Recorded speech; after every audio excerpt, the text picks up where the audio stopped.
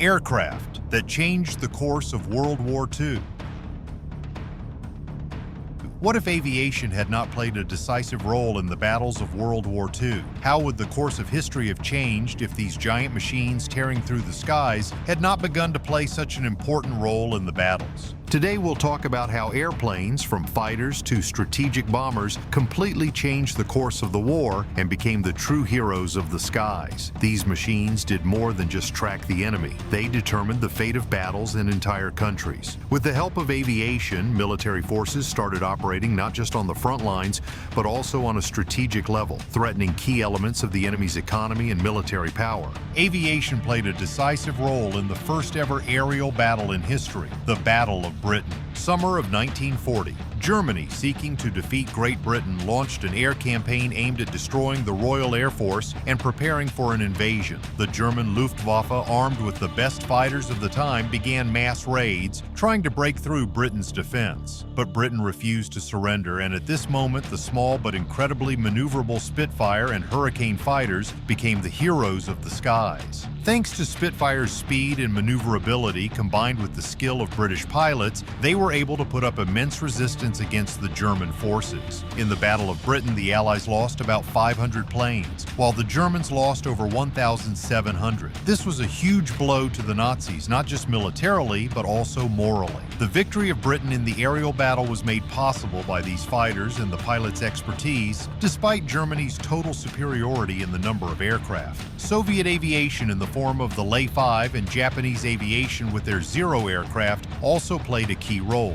The Soviet WWII fighters, designed to counter the heavier and faster German planes, became a symbol of air combat on the Eastern Front. These machines combined a powerful engine with lightness, allowing Soviet pilots to confidently engage with more experienced Luftwaffe pilots. The WWII not only dominated in aerial battles, but also delivered strikes against strategically important targets in enemy territory, such as railway hubs and production plants, making it difficult to supply Nazi troops. As for the Japanese Zero, these fighters became a real threat to the Americans in the early years of the war. With their high maneuverability and long range, the Japanese were able to dominate the skies over the Pacific, playing a key role in Japan's early victories in battles such as the attack on Pearl Harbor and the Battle of Midway. Not only fighters, but bombers became decisive weapons in the hands of the Allies. Air raids became a key element of the Allied strategy, and bombers were the main tool in their arsenal. One of the most famous was the B-17 Flying Fortress. This American heavy bomber, despite its heavy build, provided significant fire support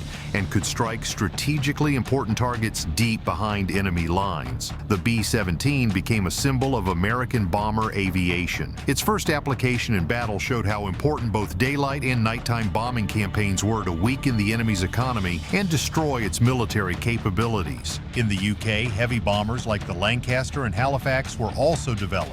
They played a key role in destroying factories and infrastructure in Nazi Germany. For example, during the famous Gomorrah operation in 1943, the Allies conducted one of the most massive bombings of the German city of Hamburg, resulting in the near-total destruction of the city and tens of thousands of civilian casualties. Covert operations and strategic bombings, the role of aviation in the unseen war. Air operations were not limited to major battles. One of the notable examples was the nighttime raids carried out by the Allies to weaken the enemy's infrastructure. Covert operations targeting strategic sites such as oil refineries, ammunition depots, and major industrial zones played a vital role in weakening the resources of Nazi Germany. Operations like Dreadnought demonstrated just how important aviation was for carrying out reconnaissance tasks and eliminating targets in enemy territory, often without full ground support. The future of aviation, how the nature of aerial battles has changed, and what new technologies have emerged. After World War II, the technologies developed for aviation did not remain in the past. A variety of new technologies, such as jet engines, fire control systems, and next-generation fighter aircraft became the foundation for future aerial battles. Today, although we no longer see epic aerial dogfights as we did in the 40s, aviation still remains a key factor in military operations. Modern fighters like the F-35 and unmanned aerial vehicles, drones, continue to change the world of air operations. But what would have happened if aviation had not developed so rapidly? Many of us don't realize how crucial the aerial battles of World War II were to the modern world. Their influence can still be seen in today's military conflicts, where the success of aviation plays a major role in the outcome. World War II aviation wasn't just a weapon, it became a symbol of strength, courage, and determination. These planes and pilots became the ones who, at the highest altitudes and under the most difficult conditions, fought battles that changed not only the course of the war, but also modern military tactics. What would the world have looked like if aviation had not developed so rapidly? This question remains open. But one thing is certain. Without the aviation of World War II, the world as we know it today would not be the same.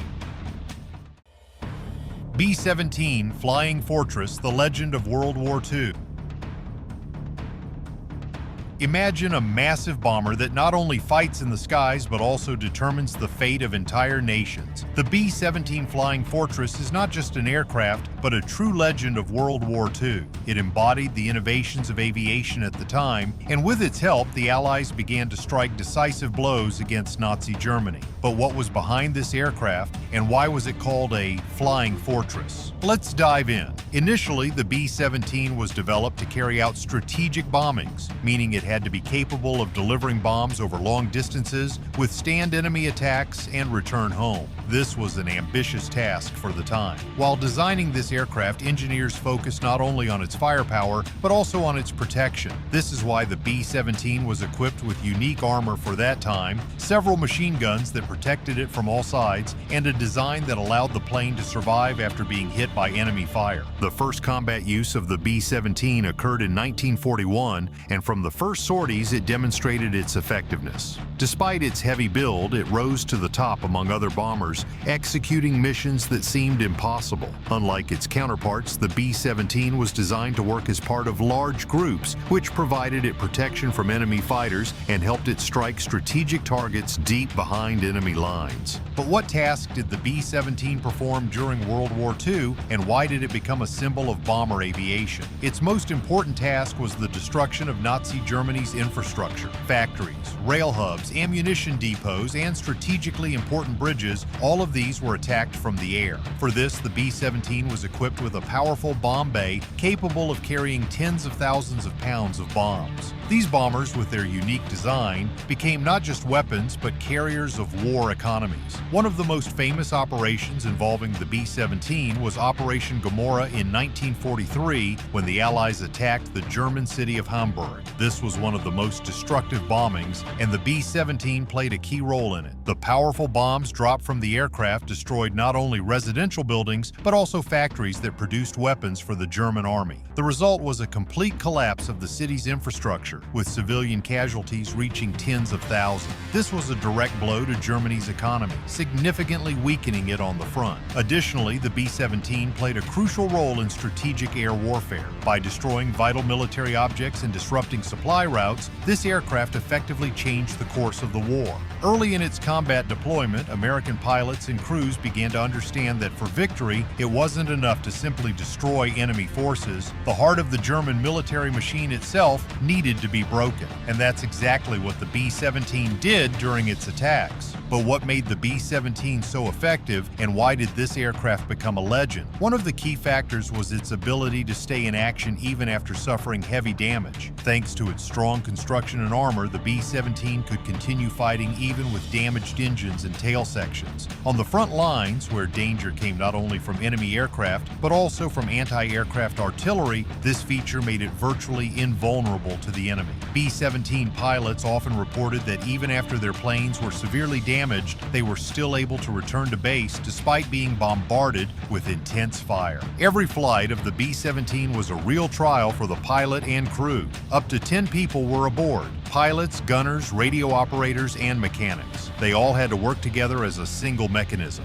In combat conditions, each crew member played a key role. Shooting down fighters, conducting bombing runs, and navigating all required remarkable coordination and professionalism. The pilots and crews of the B-17 became true heroes. They not only survived in the toughest conditions, but also accomplished tasks that many thought were impossible. The B-17 Flying Fortress became a true flying fortress, which which not only played a key role in destroying the military power of Germany, but also changed the course of history. This aircraft became a symbol of courage, determination, and innovation. At times, it was called a flying nightmare for German troops, as its participation in battles truly left an indelible mark on the fate of the war. So how would the war have looked without the B-17? This question remains open, but one thing is certain. Without this legendary bomber, the history of World War II would have been completely different. If you enjoyed this video, don't forget to leave a comment and share your thoughts on how the B-17 changed the course of the war. Subscribe to the channel so you don't miss more stories about military technology and its influence on world history.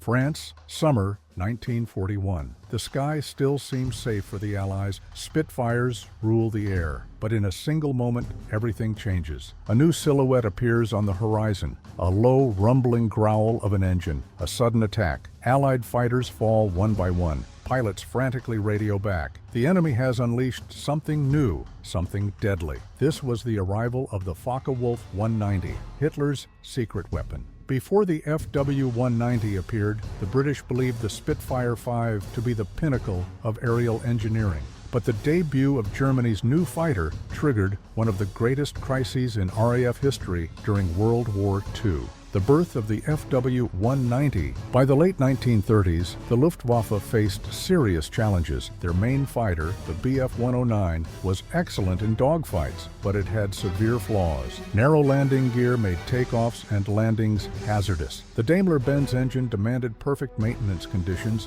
Its limited range restricted combat flexibility. Kurt Tank, lead engineer at Focke-Wulf, proposed a radical new concept. A fighter that would be tough, powerful, and adaptable across missions. Against conventional wisdom, he chose a radial engine, the BMW 801, a 14-cylinder twin-row powerhouse producing 1,700 horsepower. At the time, radial engines were considered outdated for fighters. But Tank saw the bigger picture. Advantages of the BMW 801, extreme survivability. The engine could take multiple hits and keep running, less sensitive to poor quality fuel and harsh conditions. An advanced automated engine management system, the Commando Gerät, allowed pilots to focus on combat, not engine settings. Revolutionary design features, wide track landing gear, dramatically safer for takeoffs and landings. Cockpit with effective heating, ventilation, and an ergonomic instrument layout. Heavy armor plating to protect the pilot and vital systems. Firepower. The FW-190 packed a devastating arsenal. Two 7.92mm MG-17 machine guns, 420mm MG 151/20 cannons. In a single pass, it could shred an enemy fighter or bomber in seconds. Rare facts. Kurt Tank personally test flew the prototype FW-190S, defying orders. The aircraft featured one of the world's first heated gun systems to prevent weapon freezing at high altitude. Its modular design meant FW-190s could be built 30% faster than Bf-109s. First combat deployment on June 26, 1941 over Calais, the FW-190 first clashed with RAF Spitfires. The result? 6 British planes shot down without a single German loss. British pilots' reports were filled with alarm. The enemy's new fighter outperforms our Spitfire Mark V in almost every aspect except turning. The RAF scrambled to upgrade its fleet. Combat tactics. The FW-190 fought with brutal efficiency, high-speed diving attacks, overwhelming firepower, rapid disengagement. It didn't dance in dogfights. It struck like a hammer. Autumn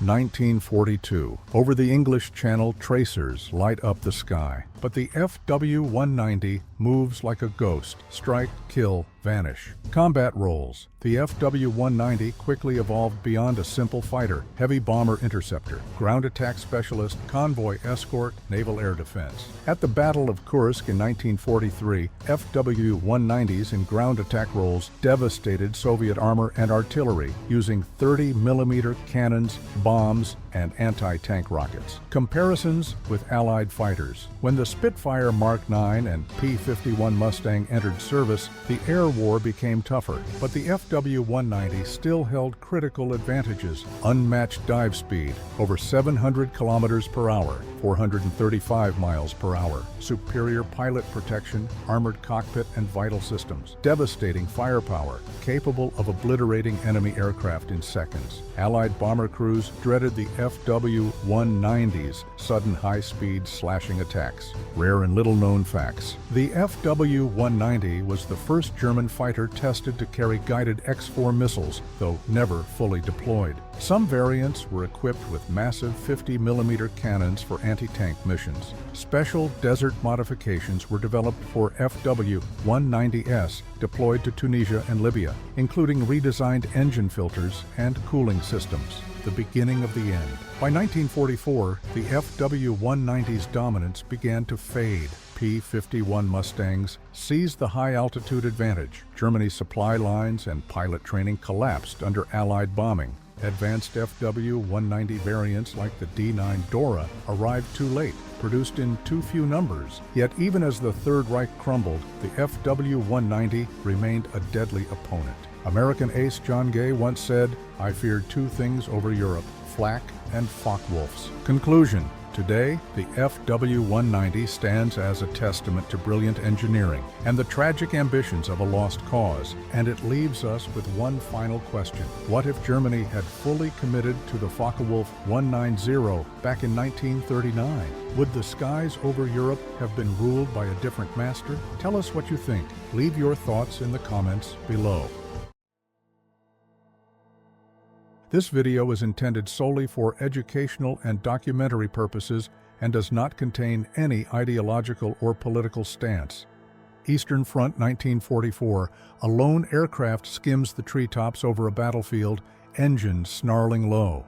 It's a gray-green Heinkel HS-129, a stocky twin-engined attacker slicing through the morning mist. Below, Soviet T-34 tanks churn forward.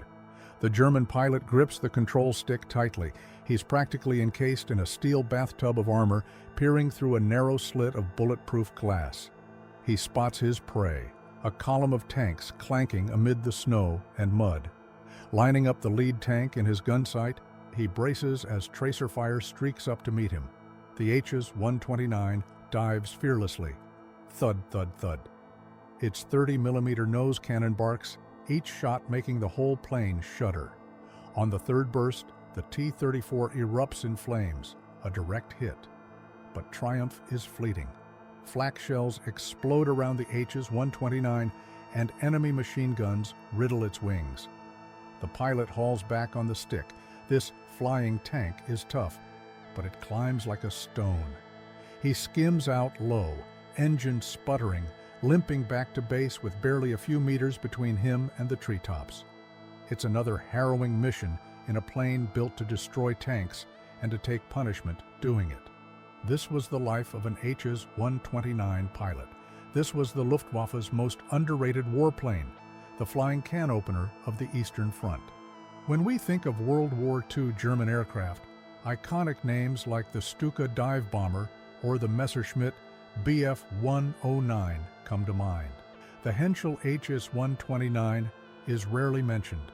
It didn't have the elegant lines of a fighter or the screaming sirens of a Stuka. It was small, stubby, and ugly to some, so much so that pilots nicknamed it the Duck. But looks were deceiving. The HS-129 was a purpose-built tank killer, a heavily armored sledgehammer of a plane meant to crack open Allied armor from the air. In many ways, it was the A-10 Warthog of its day, designed around a massive gun, sacrificing speed and grace for firepower and survivability. It should have been a legend. Instead, it became a largely forgotten workhorse. Yet the story of the HS-129 is one of ingenuity born from desperation, of bold innovation colliding with harsh reality. It's a chapter of World War II aviation that deserves to be heard. A chapter of promise, problems, and the brave pilots who flew a steel-encased beast straight into enemy fire. The tale of the HS-129 begins years before those final desperate battles. In the late 1930s, German military planners realized they needed a new kind of warplane. The Spanish Civil War had taught them the value of close air support. The German Condor Legion's Ju-87 Stukas and even old HS-123 biplanes had proven how effective airstrikes could be against ground targets. Now, with Europe on the path to war, the Luftwaffe wanted a dedicated Schlachtflugzeug, a ground attack aircraft, built specifically to shred tanks and troops on the battlefield. The existing Henschel Hs 123, a single-engine biplane, was outdated and too vulnerable. The new plane had to be tougher, deadlier. In 1937, the Air Ministry issued a specification for a heavily armored, small assault plane with twin engines for reliability. It was to carry multiple cannons and machine guns, maybe even bombs, and most importantly, it had to survive intense ground fire. In essence, they imagined a flying tank, a cockpit wrapped in armor with a front glass thick enough to stop bullets. 75mm thick glass, in fact. Like a windshield of solid steel, they wanted a plane that could fly low into the teeth of enemy fire and come out in one piece. Several companies answered the call.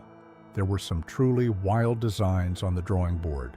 One proposal from Blohm and Voss was an asymmetrical aircraft, with the cockpit bizarrely mounted to the side of the engine nacelle. It looked like something out of a fever dream and was deemed far too unorthodox.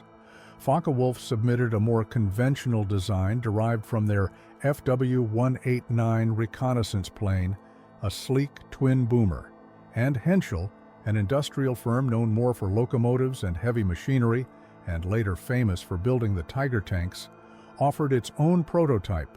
Henschel's chief designer, Friedrich Nikolaus, came up with a stubby, compact monoplane with a triangular cross-section fuselage. It was basically built around an armored tub that encased the pilot. This steel tub formed the nose of the plane, with just a pair of small, angled glass blocks as a windshield. The cockpit was so cramped that the pilot's shoulders nearly touched the sides. The instrument panel had to be set low, almost on the pilot's lap, because the front armor left no space. In fact, some gauges were moved outside onto the inner walls of the engine nacelles, where the pilot could only see them by glancing sideways. Even the gun sight for aiming had to sit outside on top of the nose, just beyond the armored glass, because nothing could penetrate that protective cocoon. It was an unconventional design, but it met the key requirement. The pilot would be very well protected from ground fire coming head-on or below. This new Henschel plane, soon designated H-129, got the green light. It wasn't elegant or powerful, but it was smaller and cheaper than the Focke-Wulf proposal, which appealed to the cost-conscious Air Ministry. By spring 1939, the first prototype took flight. Almost immediately, problems appeared. The H-129 was underpowered, painfully so.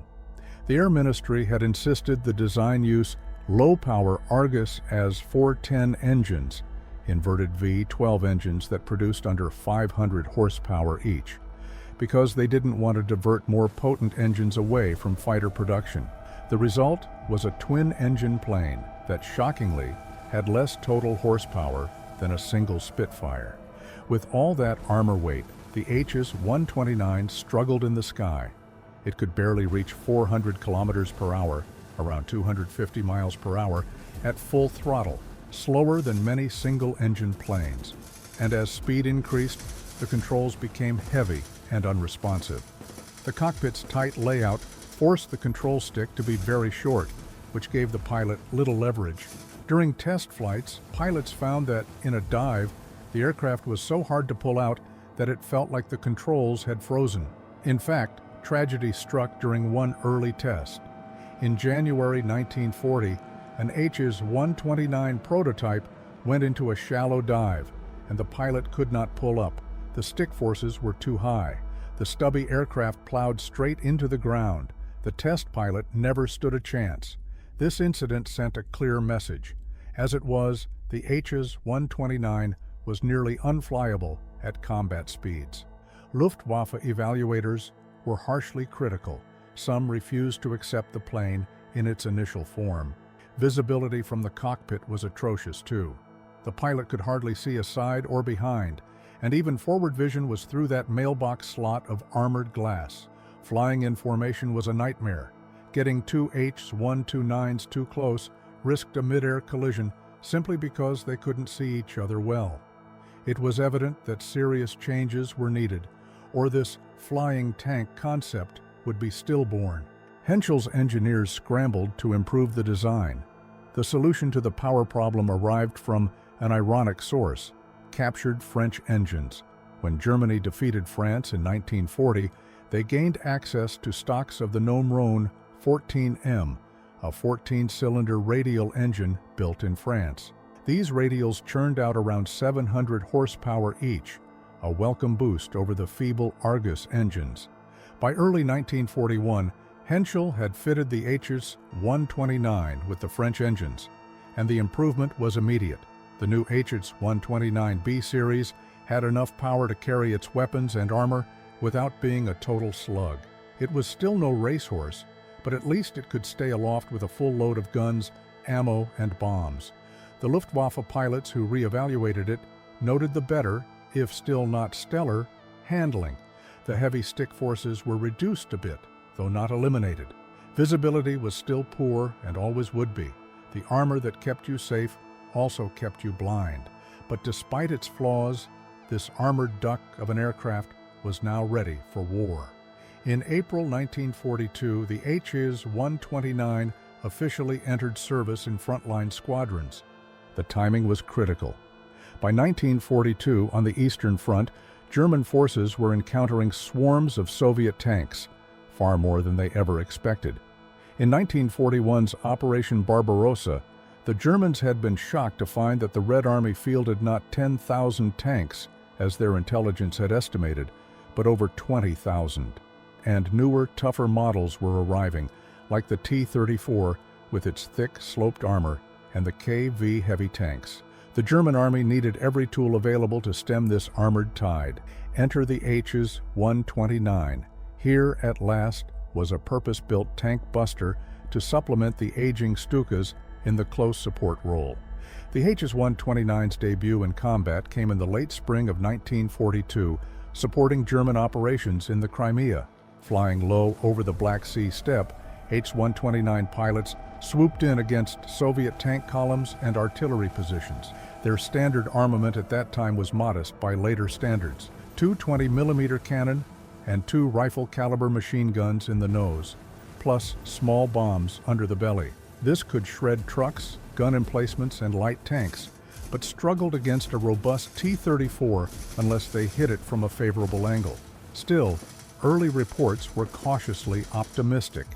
The H's 129 proved effective in delivering pinpoint strikes. Its stable gun platform, thanks to its weight and twin-engine balance, allowed accurate shooting on the move, and crucially, it could absorb ground fire that would rip other planes apart. Pilots returned to base with their planes peppered full of bullet holes, but alive.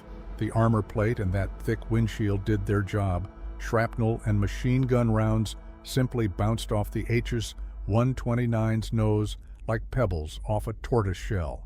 For the first time, the Germans had an aircraft that could dive into low-level anti-tank attacks with a reasonable hope of surviving the gauntlet of Soviet flak and machine guns. Flush with this initial success, the Luftwaffe began deploying H's 129 units wherever the ground fighting was fiercest. A few even went to North Africa in late 1942, as Rommel's Africa Corps desperately tried to hold off Allied armor in Tunisia. In the desert, the H's 129 faced new challenges. The fine sand wreaked havoc on those radial engines, choking them and causing frequent failures. The crews fitted special filters, but it only partially helped.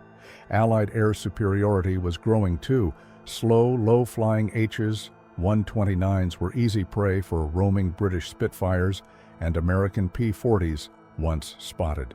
By May 1943, when the last Axis forces in Africa surrendered, the handful of H's 129s sent there were either destroyed or abandoned for lack of fuel and spare parts. The experiment in the desert had been harsh. The H's 129 could be potent against tanks, but only if it had the right conditions: command of the air, or at least no enemy fighters around, and reasonable logistics. Back in the Soviet Union, the H's 129 found a more natural home.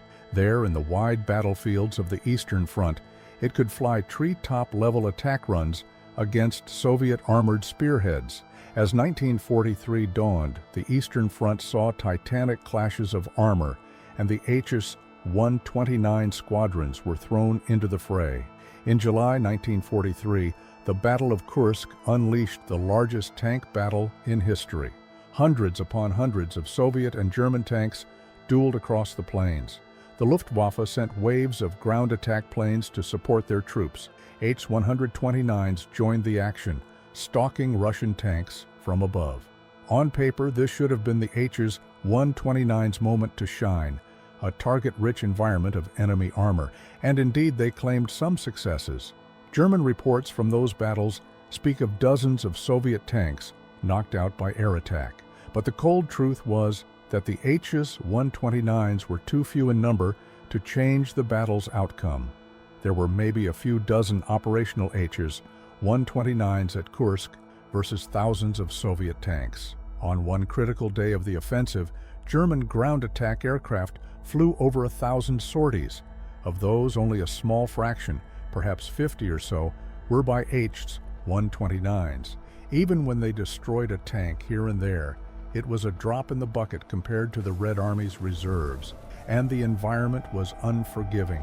Dense flak batteries surrounded Soviet tank formations, and swarms of Soviet fighters prowled above. The H's-129 pilots had to fly through a lethal wall of fire on every mission. Losses mounted. For every tank they blasted, an H's-129 might be shot down by a lucky flak burst, or caught by a Yak or Lavochkin fighter during its ingress or egress. It was a war of attrition that this aircraft, for all its toughness, could not escape. Yet, despite all the dangers and limitations, the H's-129 earned the respect of its crews. They appreciated its ruggedness. Many pilots remarked that the H's-129 could absorb hits that would down other planes and still bring them home. Some came to affectionately call it the flying can opener for the way it could pry open Soviet tank armor, or the Panzerknacker, tank cracker. And as clunky as it was, in the hands of a skilled pilot, it could be deadly. One such pilot was Hauptmann Rudolf Heinz Ruffer. Ruffer was an attack pilot who truly mastered the H's-129's deadly potential. Through 1943 and 1944, he flew the stubby aircraft in countless anti-tank missions. Ruffer became one of the deadliest tank-busting aces of the war. He was officially credited with destroying 80 enemy tanks. Imagine that, 80 tanks knocked out from the air, each one a small victory amid the endless waves of Soviet armor. In June 1944, Ruffer's extraordinary success earned him the Knight's Cross, one of Germany's highest awards for valor. But his story also highlights the peril that stalked every H's-129 pilot. Just a month after receiving his medal, in July 1944, Ruffer's plane was hit by Soviet anti-aircraft fire while he was attacking yet another armored column near Lviv. The flak shell detonated, and his H's-129 exploded in midair, killing him instantly. He was only 24. Ruffer's fate was sadly common among his peers. Few H's-129 pilots survived the war. They flew low and slow into the teeth of enemy defenses, a job that often proved fatal. Their bravery was immense. It took nerves of steel to dive onto a battlefield where every gun below was aimed right at you. These men believed in their unique aircraft, flaws and all, and squeezed every ounce of performance out of it to support the troops on the ground. As the war ground on, the German command sought even greater firepower from the H's-129. The standard 20mm guns were effective against soft targets, but marginal against newer Soviet tanks. So engineers experimented with upgunning the plane.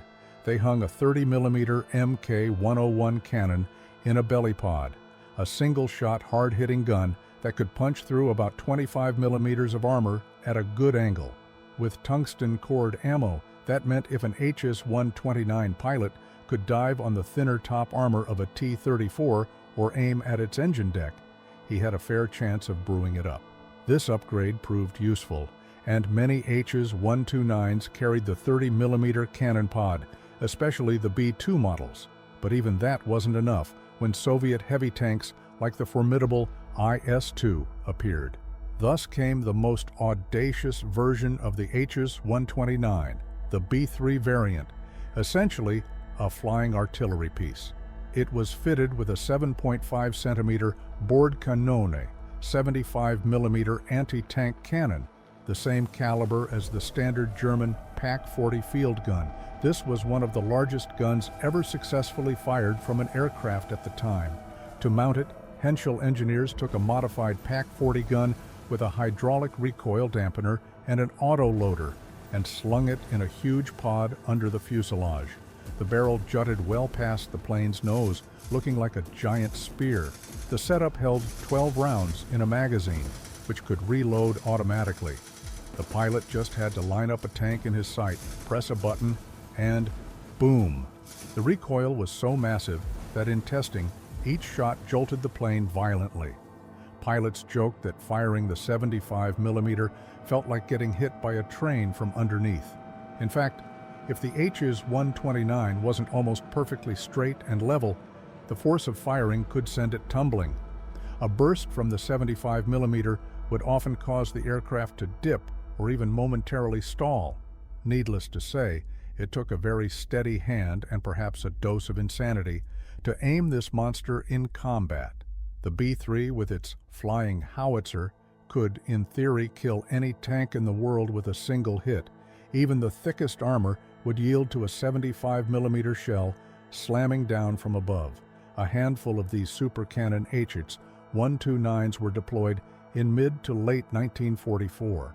There are accounts that they managed to destroy a few heavy Soviet tanks that had been nearly impervious to other air attacks. Just the sight and sound of that 75mm gun was terrifying, both to the enemy and to the Hs-129's own crews.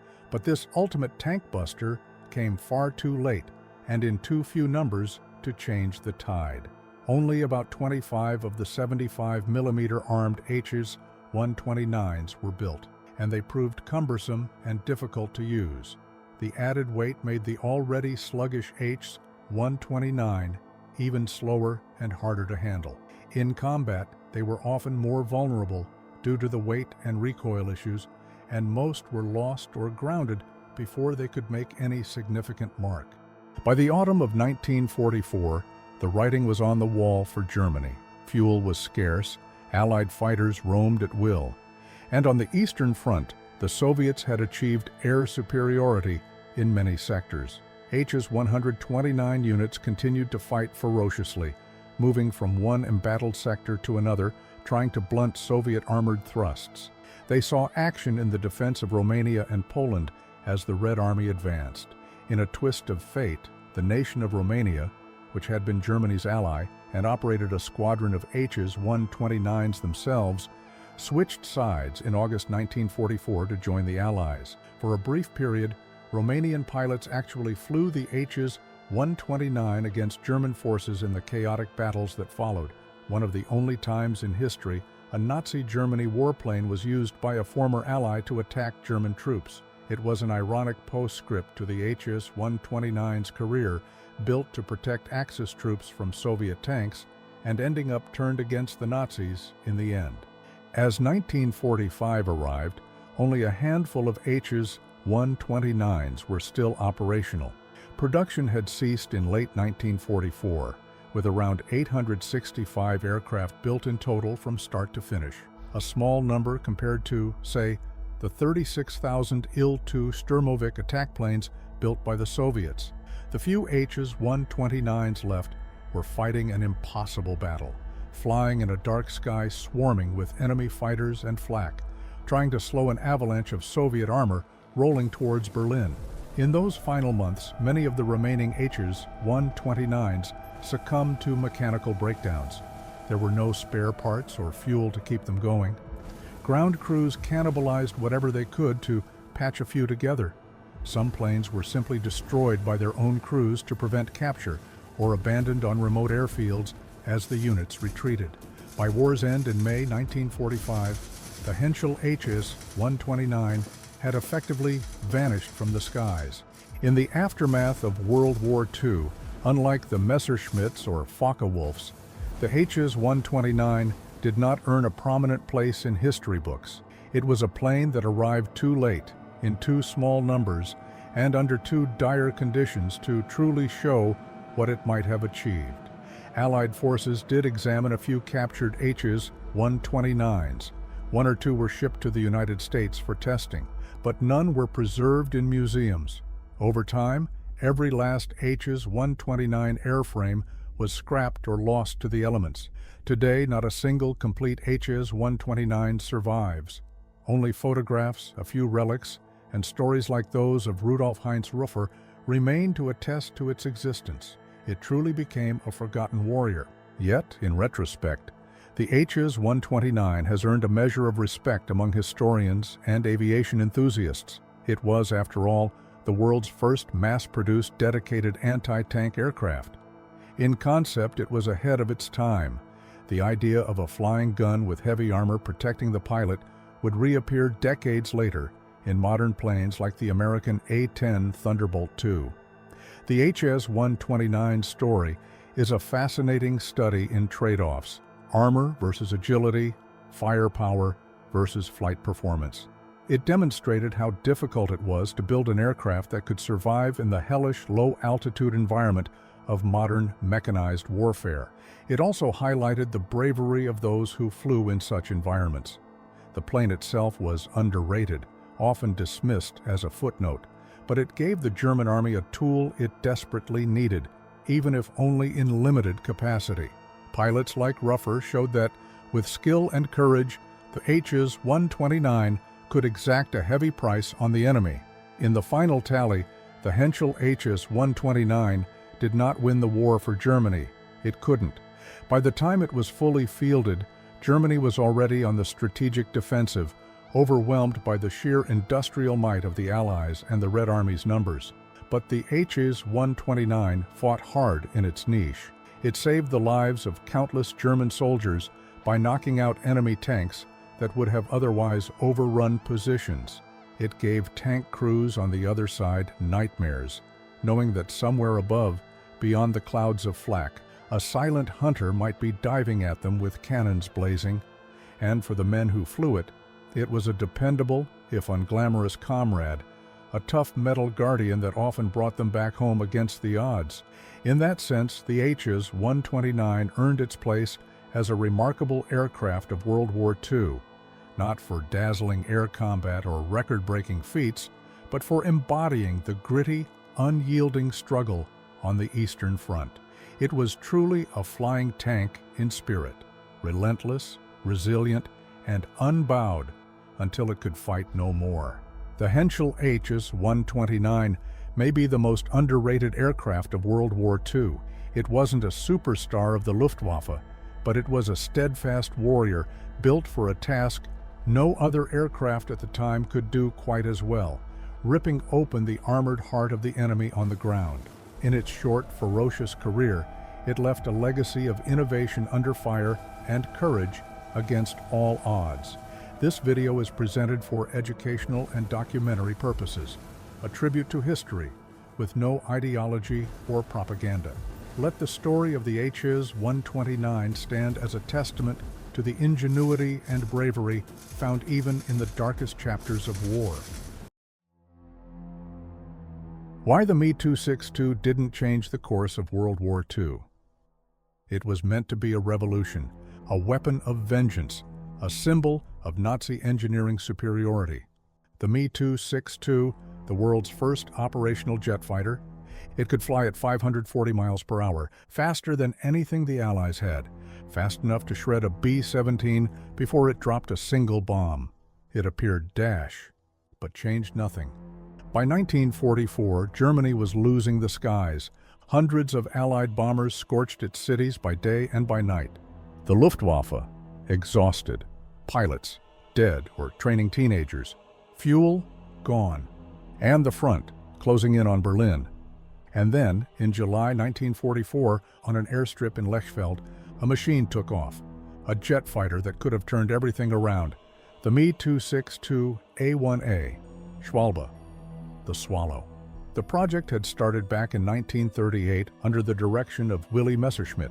He believed the propeller's era was over, but Berlin didn't. The first prototype flew with a piston engine.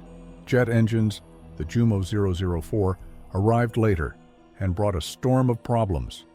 Engines overheated, burned out in under 25 flight hours. They were fragile, expensive, and couldn't handle high stress.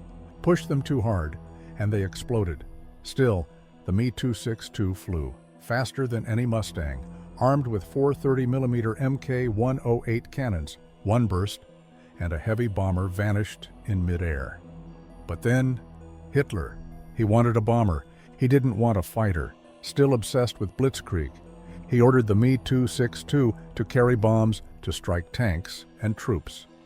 And so came the Sturmvogel, a ground attack version, heavy and slower. Its advantage, gone. Engineers begged, let it fight in the air, let it stop the bombers, let it defend the factories. But time was slipping away. While Berlin argued, Allied bombers kept flying. Factories burned, runways crumbled, supply lines broke. By the time jet squadrons were finally ready, in October 1944, it was too late. There were few jets, barely 300 combat-ready aircraft by early 1945. Fuel, rationed, training, minimal. Many pilots had never flown a jet before. Yet, when the Me-262 took flight, it was devastating. They downed bombers in waves, flew above Allied escorts, untouchable for a moment. But takeoff was a death sentence. They were hunted by P-51 Mustangs, waited for on the ground, ambushed mid-runway. The Me-262 wasn't defeated in the air, it died on the tarmac. This plane held the future, but it arrived at a moment when Germany had already lost the present. If it had come in 1943, if it had been mass-produced earlier, if it had been used as a fighter from the start, could it have changed the war? Let's look at the full story. The Reich is collapsing. On paper, the Luftwaffe has a jet fighter. In reality, chaos. Me-262s were being built, but slowly. The main plant in Augsburg was bombed. Production moved underground, to Zirndorf. But parts ran short, engines arrived untested, and 4 out of 10 were defective. By the war's end, Germany had built 1,433 Me-262s. Only about 300 made it to combat. Most never left the ground. Jagdgeschwader JG Schuh, was the world's first operational jet fighter wing. Its pilots included Ace Adolf Galland-Dasch, one of Hitler's fiercest critics. Galland knew this plane had to hunt bombers, not drop bombs. Another commander, Kurt Welter, used the Me-262 for night intercepts, tearing through British Lancasters with brutal precision. But there were too few like him. Pilot training? A disaster. Some got just 25 to 30 hours. No simulators, no time. Most had flown piston-powered Bf-109s, and now had to tame a jet. Many died before their first landing. Allied tactics adapted fast. Mustangs circled known airfields, waited for Me-262S to take off. Slow, exposed. In March 1945 alone, Germany lost 28 Me-262s. 22 were destroyed during takeoff or landing. The Luftwaffe's fatal flaw wasn't technology, it was logistics. They had jets, but no fuel, no instructors, not even brake pads. Erhard Milch, head of the Nazi Air Ministry, tried to save the jet program, but bureaucracy, SS pressure, and Hitler's delusions crushed everything. By May 1945, Germany had fewer than 80 functional Me-262s. Barely 20 could fly. The Me-262 became a symbol, not of power, but of potential wasted. The Allies took notice. Operation Watson's Whizzers was launched by the U.S. to capture as many jets as possible. Over 40 Me-262s were shipped to America, others to Britain, one to the Soviet Union. They were studied, copied, measured down to the rivet. The F-86 Sabre, the Gloucester Meteor, the MiG-9, Even early MiG-15s, they all trace back to the Me-262. This fighter lost the war, but won the future. It didn't save the Reich, didn't stop the Allies, didn't change 1945, but it shaped 1950 and everything after. Too fast, too advanced, too late. The Me-262-, a victory for engineering and a failure of command. This video is intended solely for educational and documentary purposes. It contains no ideology or propaganda. It was 1944. Europe was burning. American flying fortresses, B-17s, rained down on Germany. Huge formations, 100 to 200 bombers, crossed the skies. Their targets, factories, infrastructure, entire cities. But this time, something changed. Among the familiar drone of propellers, the crews noticed something different. "It flashed past like lightning," shouted the gunner. "That's not a Focke-Wulf, that's something else." Thus began the first encounter. B-17 versus the Me-262, the first jet fighter to enter combat. It came in fast, nearly 560 miles per hour, climbing, diving, full of energy. The B-17s couldn't react in time. "We didn't even see where it came from," recalled one pilot. The Me-262 appeared suddenly, like a ghost, like a predator. Some American airmen later described the experience. It was like standing on a road and being hit by a speeding motorcycle in midair. The Luftwaffe called it Schwalbe, the swallow. But it wasn't just a new aircraft, it was a leap across time. German engineers had dreamed of a jet-powered fighter for years, but only in 1944 did it enter the battlefield. 2 turbines, streamlined design, 4 30mm cannons in the nose. It didn't just engage, it obliterated. "When I first saw it," one American pilot said, "it felt like we were fighting something from the future, like time had cracked." Others said it was like a door to the next century had opened. But it wasn't flawless. The engines were fragile, rated for just 25 hours of use. Takeoff was a gamble, either burn up or get airborne. One Me-262 mechanic admitted, "Every launch felt like playing dice with fate. We never knew if the plane would survive the runway. But in the sky, it was king." At first, Americans couldn't believe what they saw. Reports poured in about a new fighter, but in Washington, officials were skeptical. "It's a hoax. The Germans can't fly that fast," analysts said. Why the disbelief? They thought jet propulsion couldn't handle combat conditions, not at that speed, not under that stress. But the wreckage told another story. Bodies of American crews. The twisted remains of B-17s. The Me-262's first confirmed kill came over Bavaria. 7 B-17s were destroyed in one sortie. None of the jets were lost. The strikes were brutal. 30mm shells tore through bombers like paper. "It was like a hot knife through butter," wrote one survivor. Another pilot said, "When they opened fire, it felt like our bomber just disintegrated." The Allies realized this was a serious threat, and the hunt began. Mustangs were tasked with stopping the Me-262.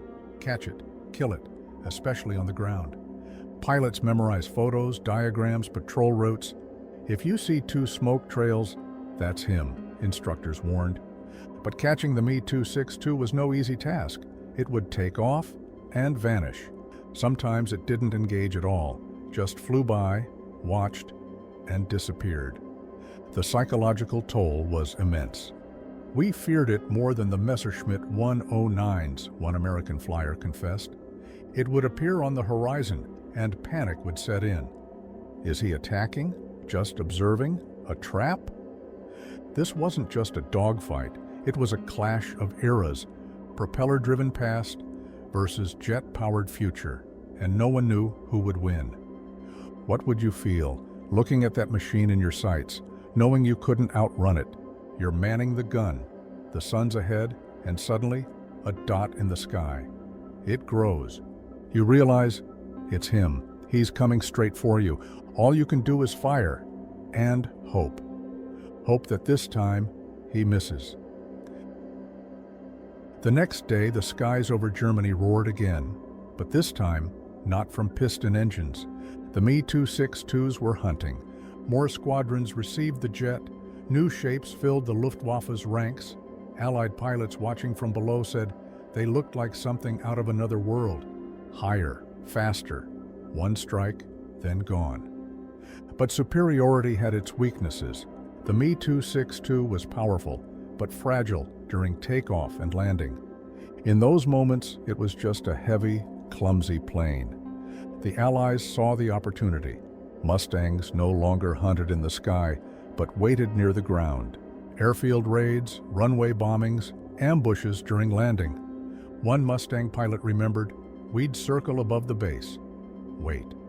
The moment he appeared, we struck. He had no chance. Many Me-262s were destroyed before they ever fired a shot.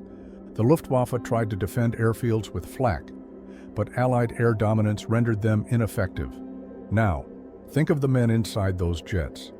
Me-262 pilots were elite, often Eastern Front veterans, aces, dozens of kills to their name, but even they confessed, "We weren't ready. The speed, it overwhelmed us.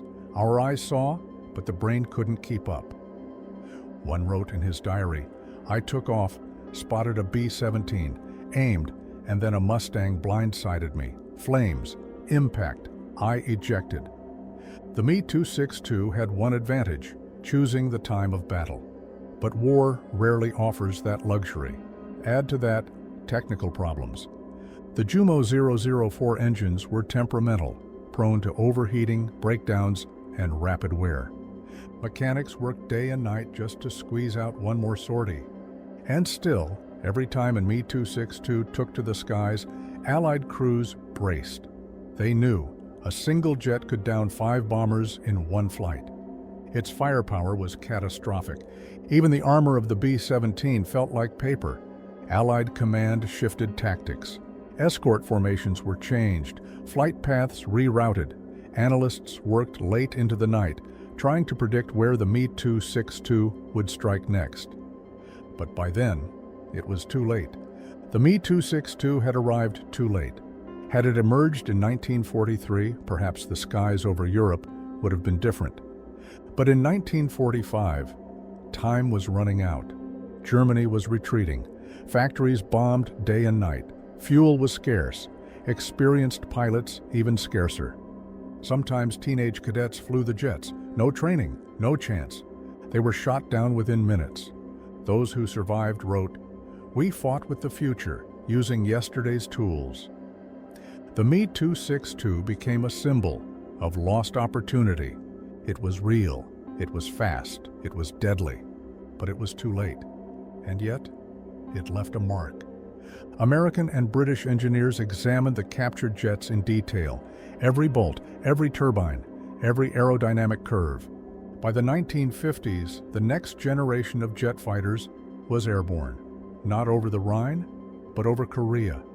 The Me-262 was their ancestor.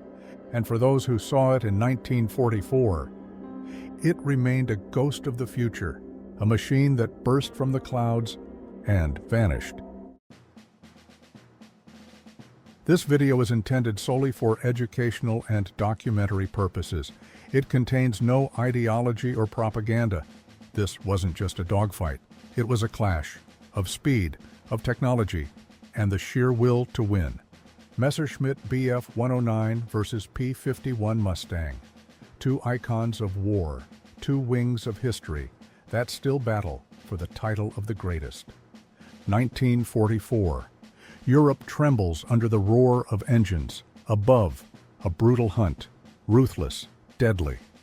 On one side, the legendary Messerschmitt Bf-109, the backbone of the Luftwaffe from the first day of the war until the very last. On the other, the P-51 Mustang, a fighter that changed the rules and maybe changed the course of the entire war. But why these two? Why did they become the very symbols of aerial combat? Let's dive in. Origins. The Bf-109 was born in Germany, 1935, designed by Willy Messerschmitt. His goal? Build the fastest, lightest, most agile fighter in Europe.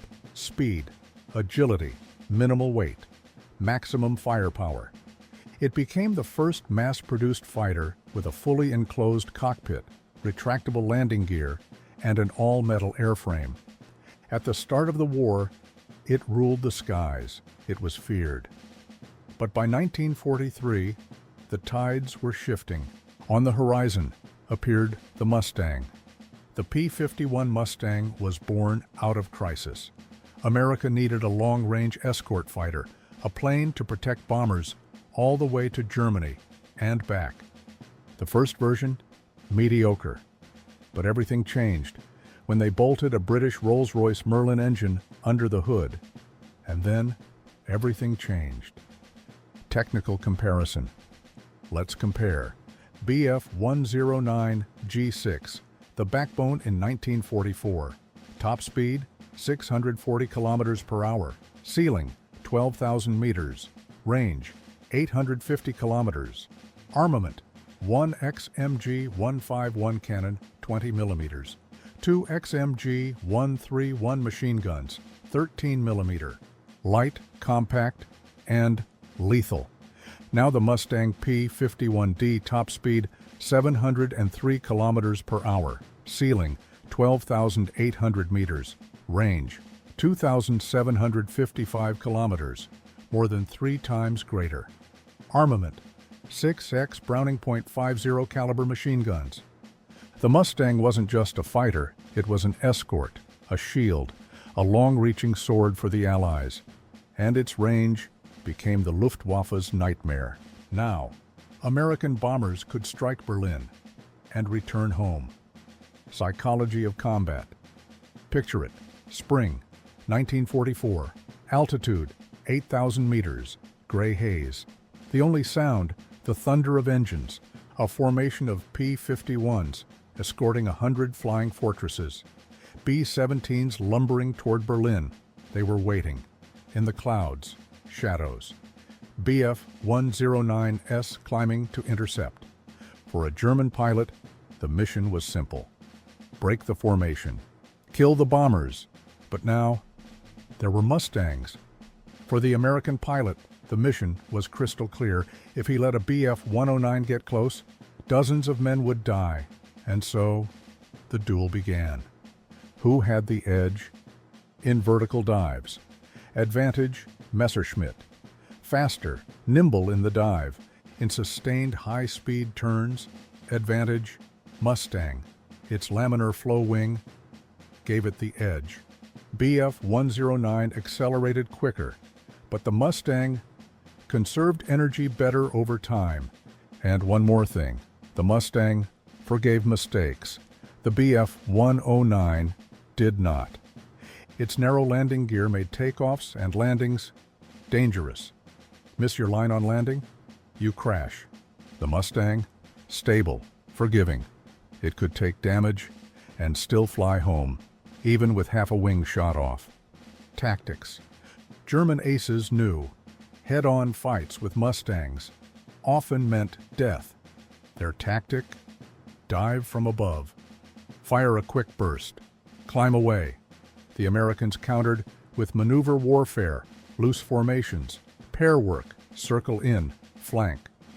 There was an infamous saying among Luftwaffe pilots, if you see one Mustang, know the second one is already behind you.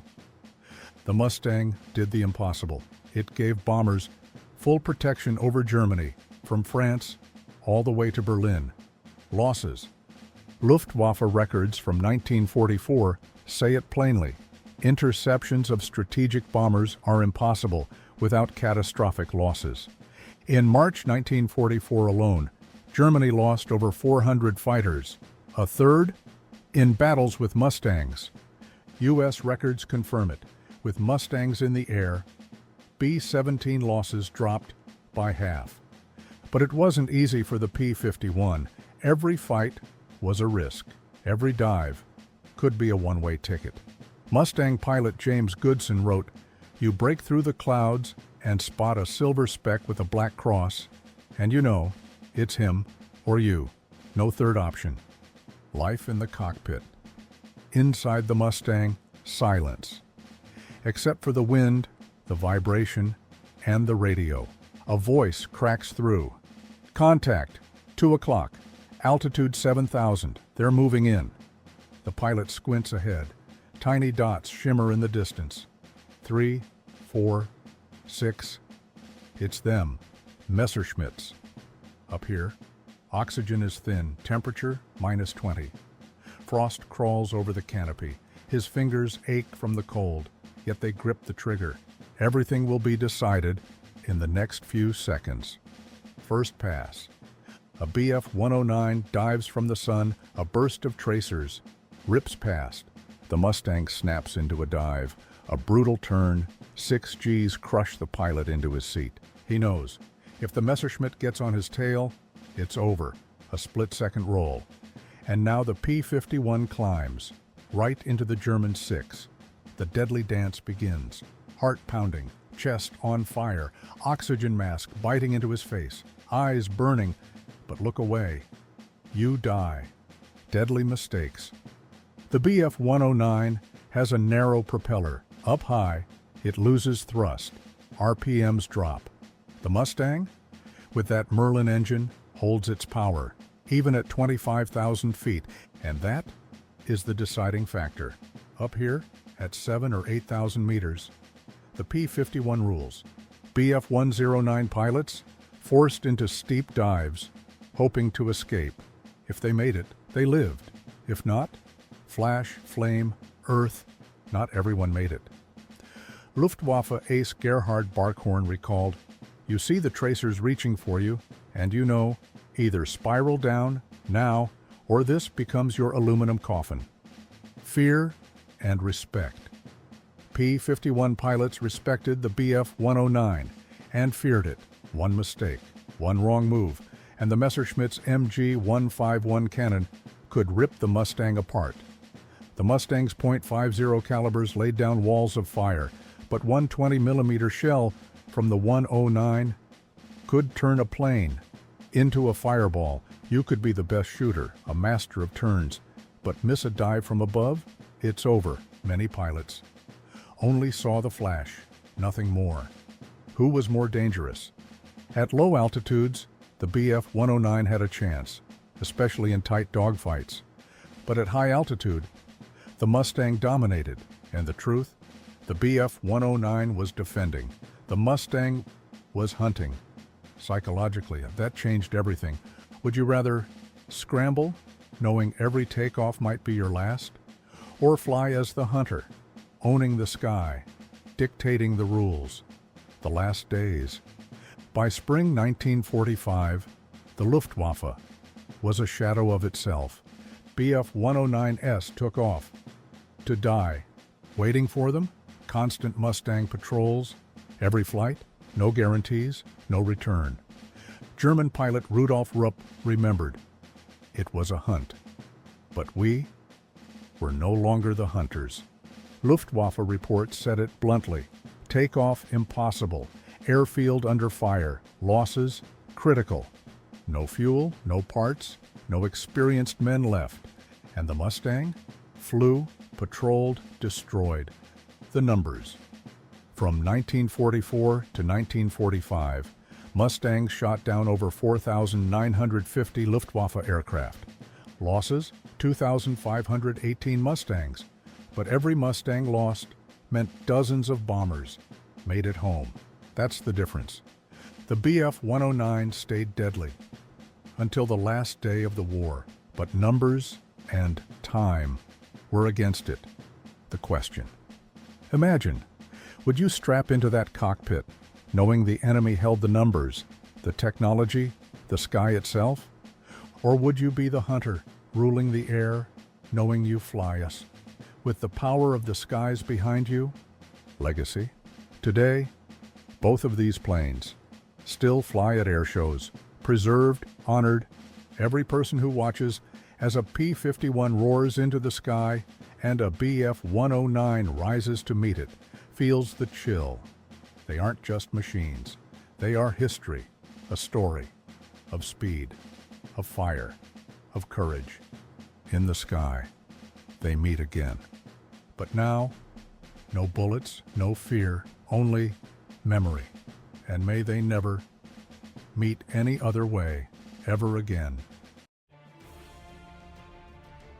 A 26, the resurrection of World War II's deadliest bomber, from concept to legend. In 1940, the world stood on the brink of total war. In the skies, old bomber designs still ruled, an era about to end. American military strategists understood they needed the new kind of aircraft, fast, versatile, and capable of smashing through increasingly deadly enemy air defenses. From this urgent need came the vision for one of World War II's most advanced bombers, the Douglas A-26 Invader. The driving force behind this project was engineer Edward Heinemann from Douglas Aircraft. His team set a bold goal to create a single aircraft that could replace both light attack planes and medium bombers. An engineering revolution. The A-26 featured a sleek, aerodynamic fuselage and high wing loading, giving it exceptional speed and maneuverability. Two mighty Pratt & Whitney R-2800 engines, among the most powerful piston engines of the era, each delivered over 2,000 horsepower. The A-26 could reach speeds of up to 570 kilometers per hour, about 355 miles per hour. Phenomenal for a bomber at the time. Unlike the heavy, vulnerable bombers of the early war years, the A-26 boasted reinforced armor protecting the cockpit and critical systems, a modular weapons bay allowing quick reconfiguration between ground attack and bombing roles, a production process based on stamped parts and standardized components for faster wartime manufacturing. Tactical versatility. The A-26 was produced in two key variants, a 26B with a solid nose packed with 6 to 8.50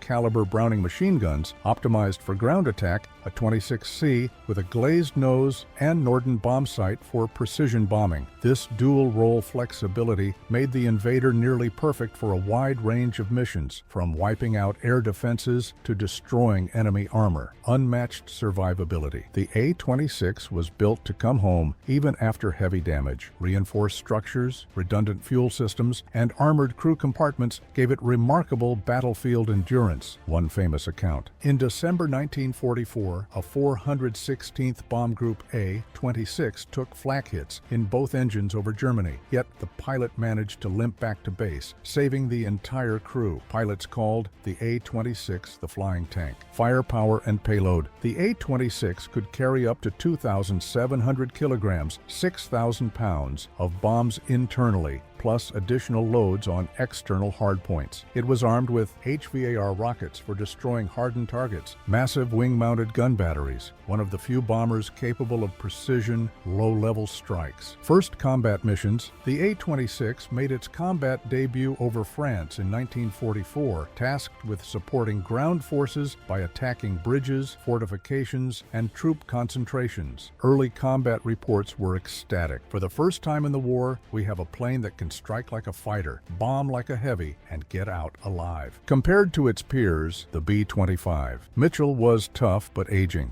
The A-20 Havoc was quick but lacked payload. The A-26 Invader combined the best of both: speed, armor, agility, and striking power. For aviation enthusiasts, pilots often said the A-26 felt like flying your own personal war machine. So effective and adaptable was its design. A 26 in battle, rise to glory. By late 1944, the A-26 had become a vital weapon in both Europe and the Pacific. In Europe, it served with the U.S. 9th Air Force, devastating German convoys, ammo dumps, and Luftwaffe airfields. In the Pacific, the Invader excelled in jungle warfare and island assaults, using its speed and punch to shatter Japanese positions, a classic example. During the 1945 Philippine campaign, a squadron of A-26 obliterated a Japanese airfield in a single strike, destroying over a dozen enemy aircraft on the ground with minimal losses. Technical breakthroughs. Remote-controlled machine gun turrets, one of the first in combat aircraft. Dive brakes, allowing precise low-level strikes. A flexible airframe capable of operating at both high and treetop altitudes. dodging anti-aircraft fire. Post-war evolution. After World War II, the A-26 didn't fade away. It evolved. In Korea, redesignated as B-26 Invader, it flew as a night bomber and ground attack aircraft. In Vietnam, the Invader returned to action, this time as a special ops support platform. Upgrades included heavier armor, advanced navigation systems, ability to carry napalm tanks and guided rockets, unmatched endurance. During the Korean War, the A-26 boasted an incredible 80% survival rate, even after sustaining heavy damage. No wonder pilots called it the plane that always came back. Legacy and impact. The A-26's philosophy, fast, tough, deadly, laid the groundwork for future American tactical strike aircraft, influencing designs like the A-10 Thunderbolt II. Unique historical fact, amazingly, the A-26 remained in active service in some countries well into the 1970s, and even adapted for civilian roles like firefighting. The legend lives on. Today, dozens of restored A-26s still take to the skies at air shows and historical commemorations, living monuments to ingenuity, courage, and relentless engineering. As one aviation historian put it, the A-26 didn't just survive the war, it defined a new era of air power. It was a machine ahead of its time.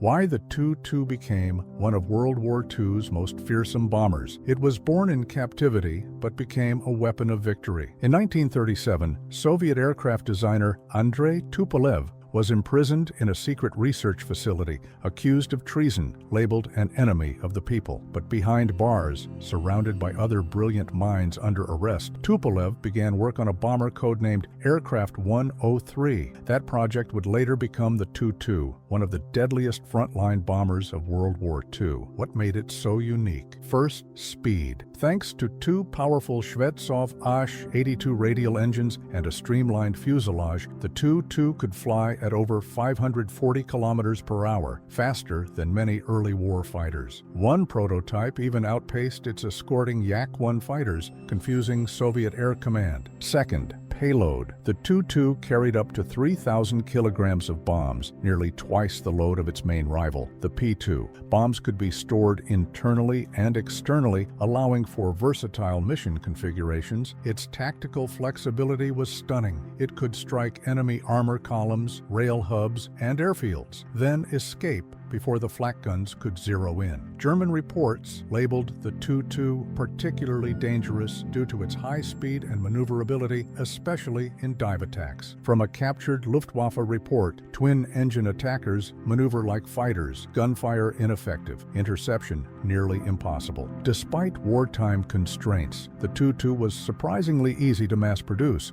It used stamped parts and standardized components. Over 800 were built during the war, and thousands more in post-war variants, reconnaissance, torpedo, and even rocket-assisted launch models. The Tu-2 was rugged. Its landing gear and suspension were built for rough forward airstrips, wooden planks, dirt runways, frozen ground. That meant bombers could relocate close to the front lines and keep up with fast-moving offensives. During Operation Bagration in 1944, the Tu-2 truly proved its power. Massive columns of German vehicles were destroyed, while pinpoint dive bombing crippled command posts and fortifications. Comparison that every military aviation fan will appreciate. The British Mosquito was fast but wooden. The American B-25 was powerful but maintenance-heavy. The Tu-2, a golden mean, fast, durable, deadly, and adaptable. Combat legacy of the Tu-2, summer 1944, Operation Bagration. Over Belarus, squadrons of Tu-2s roar overhead. They didn't just drop bombs, they shattered supply lines, took out bridges, and silenced command nodes. Dive bombing made surgical strikes possible. Some pilots even compared the aircraft's precision to a surgeon's scalpel. Frontline navigator recalled, "When you see your bombs land square on target, and seconds later it's engulfed in flames, you know this machine is doing its job like no other." Survivability was another hallmark. Even after direct hits from anti-aircraft fire, the Tu-2 often stayed airborne. Tupolev's team had reinforced the fuel system and frame, allowing crews to limp back to base, wounded but alive. Crews loved it, respected it. As one pilot put it, flying a Tu-2 after a P-2, it's like switching from a horse to a motorcycle. Faster, safer, and more powerful. In the final final months of the war, the Tu-2 led raids on Königsberg, Danzig, Krakow, and Prague. It struck depots, runways, bunkers, wave after wave, breaking Nazi defenses piece by piece. But the story didn't end in May 1945. Post-war, the Tu-2 remained the USSR's main tactical bomber into the 1950s. It saw combat in the Chinese Civil War and was exported to both North Korea and China. It was in a Tu-2 that Chinese pilots trained in bomber aviation for the first time. In 1947, the Tu-2 became a test bed for jets, leading to experimental craft like the Tu-12, Tu-14, and eventually the iconic Tu-16 and nuclear-capable Tu-95. And one crucial point: designs from the Tu-2, its armored cockpit glass, shock-absorbing gear, and dual fire control system became standards in future Soviet heavy bombers. Its legacy? Massive. Restored Tu-2s still stand in museums in Russia, Poland, and China. They are not just metal and rivets. They're monuments to ingenuity, sacrifice, and technological triumph. A military historian once wrote, "The Tu-2 was proof that even under fear and repression, brilliance can take flight and leave a trail in the sky that never fades." Its nickname? Stalin's Hammer, and it lived up to it.